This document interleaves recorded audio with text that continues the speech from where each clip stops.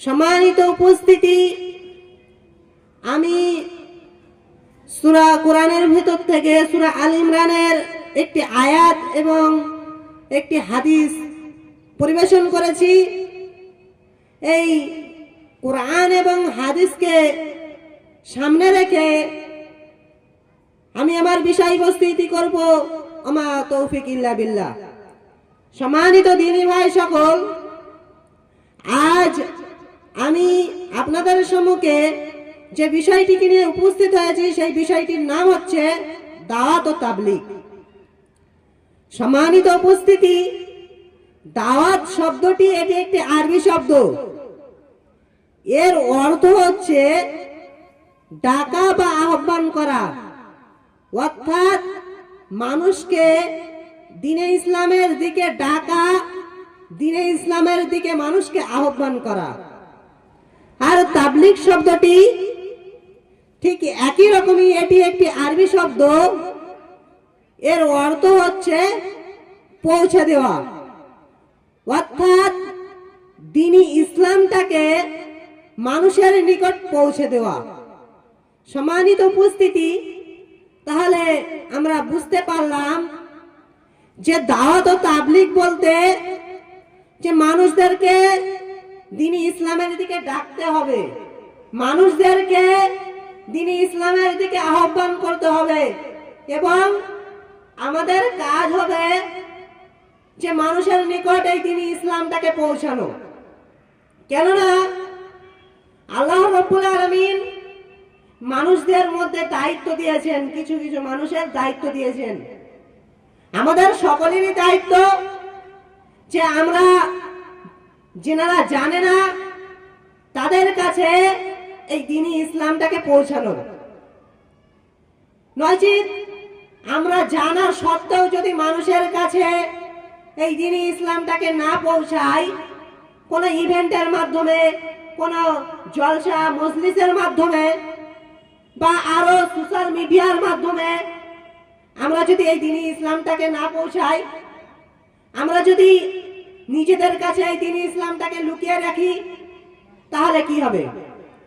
সম্মানিত উপস্থিতি, দ্বীনি ইসলামটাকে তো প্রচার হবেই। কেননা আল্লাহ রাব্বুল আলামিন তিনি নিজে দায়িত্ব নিয়েছেন যে দ্বীনি ইসলামটাকে প্রচার করবেন, হয় আমার মাধ্যমে, না হয় আপনার মাধ্যমে, না হয় আরো অন্য অন্য মুমিন বান্দা আছে, বান্দা বান্দি, তাদের কাছ দিয়ে প্রচার করবেন। কিন্তু আমি আপনি জানা সত্ত্বেও যদি এই দ্বীনি ইসলামটাকে মানুষের কাছে না পৌঁছাই, তাহলে কিন্তু এর পরিবর্তে আমাদেরকে জাহান্নামে যেতে হবে। শুধু নিজেদেরকে টাইম পাস করলে চলবে না। এই দুনিয়াতে আমরা অনেকেই আছি, তারা কি করে, শুধু শুধু তারা টাইম পাস করে, মোবাইলের মাধ্যমে টাইম পাস করে, গেম খেলার মাধ্যমে টাইম পাস করে, ক্যারাম খেলার মাধ্যমে টাইম পাস করে, বা আরো অন্য অন্য জিনিস যেগুলো হারাম কাজ আছে, সেই সমস্ত কাজে তারা নিজেদের টাইমকে বিলিয়ে দেয়। কিন্তু এই দ্বীনি ইসলামের দিকে তারা কখনোই আসতে চায় না। কেন আসতে চায় না? কারণ তারা ভাবে যে এই দ্বীনি ইসলামটাকে তারা তুচ্ছ মনে করে।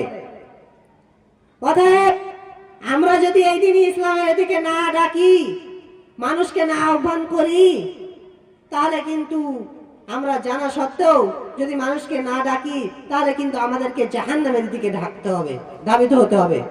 সম্মানিত উপস্থিতি, কেননা তাবলীগের মাধ্যমে, দাওয়াত ও তাবলীগের মাধ্যমে আল্লাহর জমিনে আল্লাহর দ্বীন প্রতিষ্ঠাতা পেয়েছে যুগে যুগে।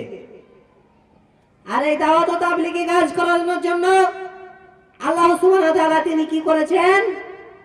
পৃথিবীর শ্রেষ্ঠ মানুষগুলিকে বাছাই করে নিয়েছেন। সম্মানিত উপস্থিতি, তাহলে আমরা বুঝতে পারলাম আমাদেরকে মানুষদেরকে কি করতে হবে? দ্বীনি ইসলামের দিকে দাওয়াত দিতে হবে, দ্বীনি ইসলামের প্রতি মানুষকে আহ্বান করতে হবে।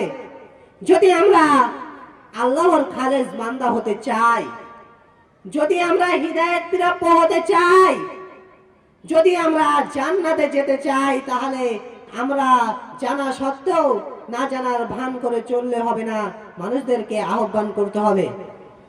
কেননা আল্লাহ সুবহানাহু ওয়া তাআলা এই পৃথিবীতে দুই ধরনের রাস্তা চালু করে রেখেছেন। একটি হচ্ছে হিদায়াতের রাস্তা, আর আরেকটি হচ্ছে গুমরাহির রাস্তা। সম্মানিত উপস্থিতি, এক নম্বর যেটি হচ্ছে হিদায়াতের রাস্তা, অর্থাৎ জান্নাতের রাস্তা। যে ব্যক্তি হিদায়াত প্রাপ্য হবে সেই ব্যক্তি কিন্তু জান্নাতে যেতে পারবে, আর যে ব্যক্তি গুমরাহী হয়ে যাবে সে ব্যক্তি কিন্তু জাহান্নামে যাবে, তাকে জাহান্নামে যেতে হবে।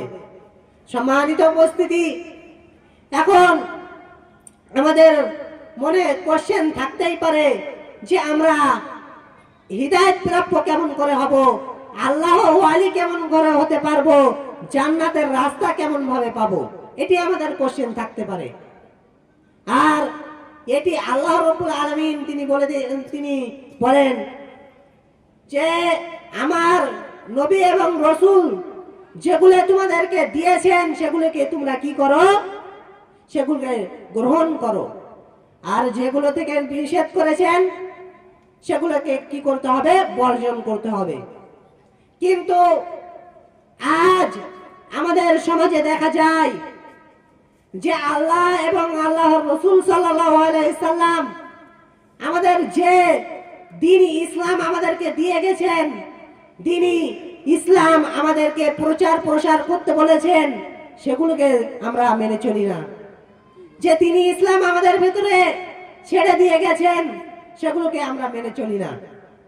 তার কারণে আজ আমাদের এই দুর্দশা। তার কারণে আমরা শুধু নামের মুসলমান হয়ে চলেছি, কাজের কোনো কিছু নয়। সম্মানিত উপস্থিতি,